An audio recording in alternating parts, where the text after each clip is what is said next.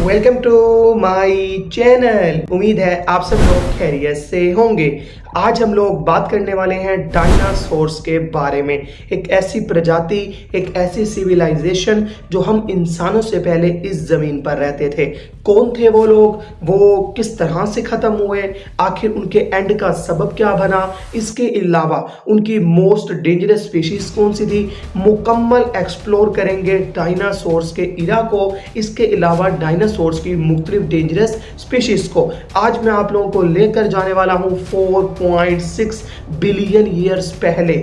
तो आप सब लोग रेडी हो जाओ। सबसे पहले डायनासोर्स की दुनिया की एक छोटी सी झलक देखेंगे और उसके बाद इसको मुकम्मल एक्सप्लोर करेंगे। इस पूरी की पूरी वीडियो को हम टोटल 12 पार्ट्स में डिवाइड करेंगे ताकि एवरी सिंगल पार्ट को मैं प्रॉपर तरीके से आप लोगों को समझा सकूं। तो एंड तक बने रहिएगा। सब लोग चैनल को सब्सक्राइब कर लो, बेल आइकन पर क्लिक करो। फटाफट चलते हैं दी वर्ल्ड ऑफ डायनासोर में।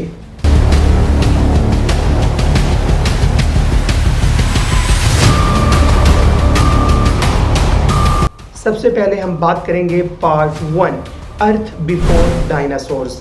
ये कहानी शुरू होती है 4.6 बिलियन ईयर्स पहले, जब हमारी ज़मीन जो है वो एक प्रॉपर आग का गोला हुआ करती थी। जब यहाँ पर कोई भी स्पीशीज़, कोई भी इंसेक्ट्स, एनिमल्स, ह्यूमंस, कोई भी माइक्रोस्कोपिक चीज़ यहाँ एग्जिस्ट नहीं करती थी। आहिस्ता आहिस्ता ये जो प्लेनेट है पड़ा, ये ठंडा होता गया धीरे धीरे। इसके अंदर ओशंस ने जन्म लिया। इसके अलावा पहली माइक्रोस्कोपिक लाइफ पानी के अंदर उभरी। जंगल, इसके अलावा चरिंद परिंद और अर्ली रेप्टाइल्स ने सरफेस को कैप्चर करना स्टार्ट कर दिया। और ये इरा था, ये एक स्टेज बनाया जा रहा था डायनासोर्स के लिए। और पहली बार हमारी अर्थ जो है पड़ी वो इतनी स्टेबल हुई जब उसके अंदर डायनासोर्स रह सकते थे। इसके बाद डायनासोर्स के इरा को स्टार्ट किया गया और पहले डायनासोर ने इस दुनिया में कदम रखा।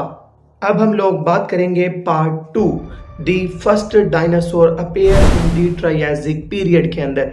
230 मिलियन साल पहले ट्रायसिक पीरियड में पहले असली डायनासोर्स हम लोगों को देखने को मिले। ये छोटे, फास्ट और हंटर टाइप होते थे। इरेप्टर और हिरिजोसोरस जैसे डायनो सबसे पहले लाइनेज में आए। इनके बाद फिर आगे जितने भी डायनासोर्स की स्पीशीज हैं वो चली, लेकिन माना जाता है कि ट्रायसिक पीरियड में ये दो डायनासोर्स वो फर्स्ट डायनासोर्स हैं जिन्होंने इस जमीन पर अपनी लाइफ को इवॉल्व किया और फिर इन्हीं के आगे इनकी नस्ल बढ़ी। कहा जाता है कि तब दुनिया जो है वो एक सुपर कॉन्टिनेंट पेंजिया थी, जहां ड्राई क्लाइमेट और रफ इन्वायरमेंट था। इन्हीं रफ इन्वायरमेंट और ड्राई क्लाइमेट ने जो डायनासोर्स हैं उनको इवॉल्व होने पर मजबूर किया। पहले वो नरम स्पीशीज थे, इतने ज्यादा खतरनाक स्पीशीज बने सिर्फ और सिर्फ इस ड्राई क्लाइमेट और इतने ज्यादा इस रफ जो है पड़ा अर्थ की वजह से। दैट्स वाई उनको इतनी डिफिकल्टीज फेस करनी पड़ी और फिर इस तरह से इवॉल्व हुआ heavy and the dangerous hunters dinosaurs का। अब हम लोग बात करते हैं part 3, why dinosaurs become dominant in the Triassic period. जब ट्रायसिक पीरियड था उस टाइम पे डायनासोर्स से भी पहले इस दुनिया में जो बहुत बड़ी बड़ी स्पीशीज रहती थी, जैसे मैमल्स, इसके अलावा क्रोकोडाइल के एंसेस्टर्स और मुख्तलिफ स्पीशीज जो हैं पड़ी जिनका ताल्लुक मुख्तलिफ एंसेस्टर्स के साथ है, वो इस दुनिया में रह रहे थे। लेकिन वो सब खत्म हो गए और डायनासोर्स जिंदा रहे। इसकी वजह ये है पड़ी कि कंपटीशन तो बहुत हाई था। क्रोकोडाइल एंसेस्टर्स बहुत ताकतवर थे, जायंट रेप्टाइल्स और मैमल्स के जो अर्ली फॉर्म्स हैं वो भी बहुत ताकतवर थे। लेकिन डायनासोर्स की लाइट वेट बॉडी, उनके स्ट्रॉन्ग लंग्स और फास्ट रनिंग एबिलिटी ने उनको टॉप प्रीडेटर और टॉप हैबिवोर दोनों बना दिया, जिसकी वजह से उनको ये एडवांटेज मिला कि वो उनके मरने के बाद अपने इरा को स्टार्ट कर पाए और डायनासोर्स ने एक लंबा अरसा इस दुनिया में गुजारा। अब हम लोग बात करते हैं पार्ट 4, जुरासिक एक्सप्लोजन के बारे में। कहा जाता है कि जुरासिक पीरियड के अंदर जो क्लाइमेट है पड़ा वो बहुत ज़्यादा हमारी अर्थ का वेट हो गया। जो फॉरेस्ट थे वो बढ़ते गए, बारिशें बहुत ज़्यादा होने लग गई और इसी टाइम पे डायनासोर्स की एक लिटरली एक्सप्लोजन की तरह जो पॉपुलेशन है वो बहुत ज़्यादा फैल गई। इसी टाइम पे ब्रीचोसोरस, स्टीजियोसोरस और मैसिव सोरोपोड्स ने प्लैनेट को डोमिनेट कर लिया। इसी इरा के अंदर पहली बार जो रियल बर्ड्स थे, जो स्मॉल एनिमल्स थे, उन्होंने भी डायनासोर्स की वजह से खुद को इवॉल्व करना स्टार्ट कर दिया और फिर एक नया दौर स्टार्ट हुआ जिसको हम लोग द इरा ऑफ डायनासोर्स भी कहते हैं। इसके अंदर सारे के सारे जो जानवर हैं वो हंटर्स बन गए, शिकारी बन गए, क्योंकि डायनासोर जो थे वो शिकार करते थे। अगर उनको शिकार करना है तो बाकियों ने सीखा कि हमें भी इवॉल्व होना पड़ेगा, नहीं तो हम इस दुनिया में अपनी जिंदगी नहीं गुजार सकते। अब हम लोग बात करते हैं part 5, giants of the earth. जब जुरासिक इरा स्टार्ट हुआ, जब इतनी ज़्यादा पॉपुलेशन हुई डायनासोर्स की और बारिशें और क्लाइमेट इतना अच्छा हो गया, तो डायनासोर्स ने और तेज़ी से इवॉल्व होना स्टार्ट कर दिया। जुरासिक इरा के एंड तक कुछ डायनासोर्स इतने ज़्यादा बड़े हो गए कि कहा जाता है कि उनका साइज़ आज की हमारी मॉडर्न ब्लू व्हेल से भी बड़ा हो चुका था। डिप्लोडोकस एंड एप्टोसोरस जैसी स्पीशीज जो हैं वो कॉन्टिनेंट्स पर ऐसे घंटी की तरह हिलती थी। ऐसे अगर स्पेस से कोई देखे तो पता चलता था कि कोई टावर है। इतने बड़े साइज के डायनासोर्स इवॉल्व होना स्टार्ट हो गए। उनके लंबे गैलरी फॉरेस्ट में राज था और ये भी कहा जाता है कि उनमें से कुछ डायनासोर्स जो हैं वो इतने ज़्यादा बड़े हो चुके थे कि जब वो कदम रखते थे तो दुनिया हिलने लग जाती थी। इतने ज़्यादा पावरफुल और इतनी मोटी और हैवी चमड़ी के साथ उन्होंने अपनी लाइफ को और इवॉल्व किया और डायनासोर्स का हमारी अर्थ पर राज कायम हो गया। अब हम लोग बात करते हैं पार्ट 6, क्रीटेशियस पीरियड बिगिंस के बारे में। इस पीरियड को the golden age of dinosaurs कहा जाता है, क्योंकि क्रीटेशियस पीरियड के दौरान डायनासोर्स की जो गोल्डन एज है वो स्टार्ट हुई, क्योंकि क्लाइमेट जो है वो बहुत ज़्यादा वार्म हो गया। कहा जाता है कि हर एक चीज़ जो है वो इतनी प्रॉपर तरीके से चलने लग गई, मुख्तलिफ स्पीशीज़ का जन्म हुआ। ये वो वक्त था जब कॉन्टिनेंट जो है वो टूट कर अलग अलग हो रहे थे। डेट्स वाई क्लाइमेट इतना ज़्यादा वार्म था। यहाँ ट्रिसोट्रोप्स, वेलिसेट्रोप, हाइड्रोसोरस, एंक्लोसोरस जैसे एडवांस्ड डायनासोर जो हैं वो भी उभरे। फ्लावरिंग प्लांट्स, बीज और इंसेक्ट्स भी इसी रियल इरा में आए। इस इरा को इस वजह से गोल्डन एज कहा जाता है क्योंकि बहुत ज़्यादा जो इंसेक्ट्स हैं वो इस इरा में पैदा हुए जिनको डायनासोर्स खाया करते थे। लेकिन कहा जाता है कि ऑलमोस्ट 90 मिलियन इंसेक्ट्स इसी इरा के दौरान मर गए, क्योंकि डायनासोर जितने बड़े होते थे जब वो चलते थे तो उनके पाँव चले जो मर्जी दब गया उनको पता ही नहीं चलता था। डेट्स वाई इस इरा को एक इवॉल्विंग इरा भी कहा जाता है और एक डैमेजिंग इरा भी कहा जाता है। अब हम लोग बात करते हैं part 7, the apex predator T-Rex के बारे में। ये जो दौर था गोल्डन एज ऑफ डायनासोर, इसका सबसे पावरफुल डायनासोर था जिसको मशहूर प्रीडेटर भी कहा जाता है, टाइरानोसोरस रेक्स। कहा जाता है कि ये 40 फीट लंबा था, 6 टन इसका वजन था और बोन क्रशिंग बाइट फोर्स के साथ। टीरेक्स लिटरली फूड चेन का किंग था। इतना ज़्यादा पावरफुल कि अगर वो अपने दांतों में किसी पहाड़ को भी रखता तो उसको ज़र्रा ज़र्रा कर देता। किसी भी जानवर के अंदर, किसी भी शिकारी में इतनी जुर्रत, इतनी हिम्मत नहीं थी कि वो इस बंदे के साथ जाके भाई फाइट कर सके।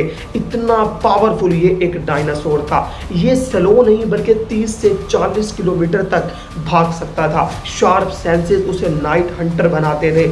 दिन में भी कमाल का हंटर है अपनी पावर की वजह से, ब्रोन क्रशिंग स्कल्स की वजह से, और रात में भी उसके लेंसेज उसको इतना पावरफुल शिकारी बनाते हैं। डेट्स वाई हिस्ट्री में जो है पड़ा द एपेक्स प्रीडेटर के नाम से इसको हम लोग आज जानते हैं। अब हम लोग बात करते हैं पार्ट 8, स्मार्ट किलर्स रैप्टर्स के दौरान। जब इतने सारे डायनासोर्स इवॉल्व हो रहे थे, बड़े हो रहे थे, तो उनमें से एक डायनासोर की स्पीशीज ऐसी हैं जिनको मोस्ट क्लेवर डायनासोर भी कहा जाता है, जिनका नाम है पड़ा वेलोसिरैप्टर्स। ये इतने बड़े नहीं थे जैसा हम लोगों को आज मूवीज में दिखाया जाता है, बल्कि ये थोड़े कम साइज के थे लेकिन बहुत ज़्यादा स्मार्ट थे। ये हर टाइम पैक में रहते थे, यानी ग्रुप के साथ रहते थे। इनकी स्पीड बहुत ज़्यादा तेज थी। इनके क्लोज काफ़ी डेडली होते थे। रैप्टर डायनासोर्स के टैक्टिकल वॉरियर्स थे। कहा जाता है कि ये एक ऐसे योद्धा थे जो टेक्निक के साथ शिकार करते थे। दिमाग और स्पीड दोनों उनके बहुत बड़े वेपन्स थे।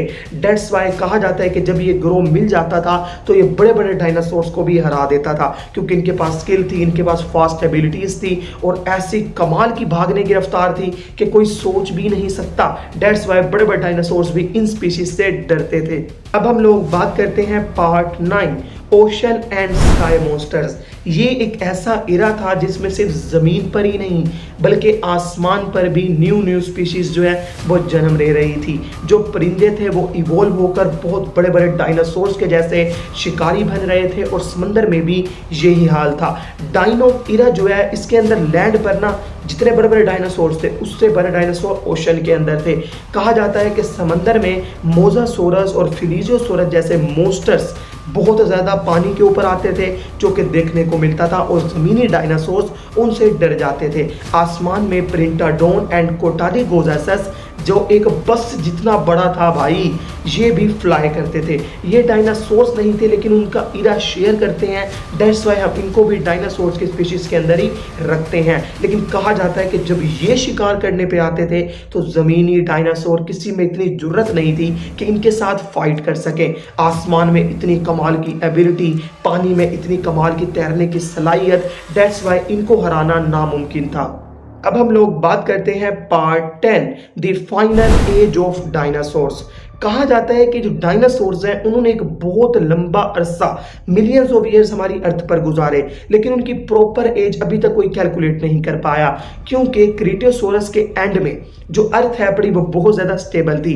डायनासोर्स हर कॉन्टिनेंट में फैल चुके थे, फॉरेस्ट डेंस हो चुके थे, ओशंस डीप हो चुके थे और क्लाइमेट जो है वो बहुत परफेक्ट हो चुका था। लेकिन प्लेनेट के नीचे एक साइलेंट काउंटडाउन चल रहा था, एक ऐसी चीज़ जो पूरी दुनिया के बैलेंस को तब्दील करके रख देगी। कोई सोच भी नहीं सकता था कि इतनी हैवी स्पीसीज जो मिलियंस ऑफ ईयर्स तक इस दुनिया में रह रही हैं उनका वक्त आ पहुंचा है, वो मरने की कगार पर है। आखिर क्या होगा जिसने ऐसा क्या हुआ जिसने इस पूरे डायनासोर्स की इरा को खत्म कर दिया, इतने पावरफुल स्पीशीज को दुनिया के नक्शे से मिटा के रख दिया कि आज हम लोगों को उनका एक भी, यानी उनकी, चलो मानता हूं उनकी स्पीशीज खत्म हो गई, लेकिन एक भी डायनासोर हम लोगों को इस प्रेजेंट टाइम में देखने को नहीं मिलता। तो ऐसा क्या हुआ? अब हम लोग बात करेंगे पार्ट 11 द एस्टेरॉयड इम्पैक्ट के बारे में।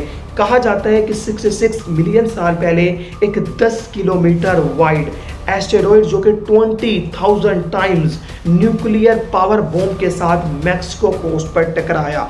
एक ऐसा एस्टेरॉयड जो आसमान स्पेस से गिरा हमारी अर्थ पर, इतना ज़्यादा पावरफुल था कि आज के अगर 20 एटम बम्स को फाड़ा जाए तो उसकी एनर्जी भी कम होगी जितनी उसकी थी। इतना पावरफुल था। शॉक वेव, फायर स्टॉर्म और डस्ट क्लाउड्स ने दिन को रात बना के रख दिया हमारी ज़मीन पर। प्लैनेट्स, मेयर, ओशंस गर्म हो गए और 75% life including all dinosaurs except birds खत्म हो गए इस दुनिया से। और कहा जाता है कि ये वही एस्टेरॉयड है पड़ा जिसने पूरी की पूरी सिविलाइजेशन को डायनासोर्स की इस दुनिया से मिटा के रख दिया और आज हम लोगों को एक भी डायनासोर इस दुनिया में देखने को नहीं मिलता। अब हम लोग बात करते हैं part 12 what happened after the dinosaurs and. आखिर क्या हुआ जब डायनासोर्स खत्म हो गए तो हमारी दुनिया में क्या हुआ, इंसानों ने कैसे यहाँ पर जन्म लिया। कहा जाता है कि डायनासोर्स के बाद जो मैमल्स ने कंट्रोल ले लिया इस दुनिया पर, उनकी कुछ स्पीशीज बच गई थी तो उन्होंने अपने आप को और ज्यादा फैलाया और इस दुनिया के मोस्ट पावरफुल स्पीशीज बन गए। लेकिन छोटे वार्म ब्लडेड मैमल्स जो हैं वो इवोल्व होते होते इंसानों तक पहुंच गए। आज बर्ड्स हमारे अराउंड फ्लाइंग डायनासोर्स हैं पड़े। आज हम जिन बर्ड्स को देखते हैं हमारे अराउंड उड़ रहे हैं वो एक किस्म के फ्लाइंग डायनासोर्स हैं। उनके डायरेक्ट डिसेंडेंट्स हैं पड़े वो। डायनासोर्स का राज तो खत्म हो गया लेकिन उनकी लेगेसी आज भी जिंदा है क्योंकि डायनासोर्स की कुछ स्पीशीज जो हैं वो इवोल्व होके बर्ड्स बनी, कुछ स्पीशीज मुख्तलिफ एनिमल्स बनी जो आज हम लोगों को देखने को मिलते हैं। यानी वो प्रॉपर उनकी जो एक शेप थी ना जो हमारे इस रफ क्लाइमेट की वजह से थी वो खत्म हो गई क्योंकि क्लाइमेट और ज्यादा अच्छा हो गया। दैट्स व्हाई उनको और इवोल्व मिला और वो काफी कमाल के एनिमल्स में कन्वर्ट हो गए और उसके बाद इस दुनिया में भागदौड़ संभाली इंसानों ने और इसी के साथ डायनासोर्स का एरा खत्म हो गया। एक ऐसी सिविलाइजेशन, एक ऐसी स्पीशीज जो इतने ज्यादा पावरफुल थे, जिनकी कद स्पेस तक जाते थे, उनका साइज इतना बड़ा कि स्पेस से देखने में टावर लगता था, जिनके चलते वक्त जमीन हिलती थी और किसी में इतनी जरूरत नहीं थी कि उनके सामने आए या उनसे लड़ सके। इतने पावरफुल स्पीशीज जिन्हें आज नामो निशान नहीं मिलता देखने को, उनको मिटा दिया एक एस्टेरॉयड ने। तो भाई इससे साबित होता है कि कुछ भी हो सकता है कभी भी। हम लोगों को भी रेडी रहना चाहिए। बाकी आप सब लोगों का अगर कोई सवाल है डायनासोर्स को लेकर तो ज़रूर कमेंट्स में पूछिएगा, मैं ज़रूर जवाब दूंगा। और इसी तरह की वीडियोस के लिए सब लोग शाज़ेबी रैप को फॉलो करो। मिलता हूँ आप लोगों से नेक्स्ट किसी वीडियो में, तब तक के लिए अल्लाह हाफिज़।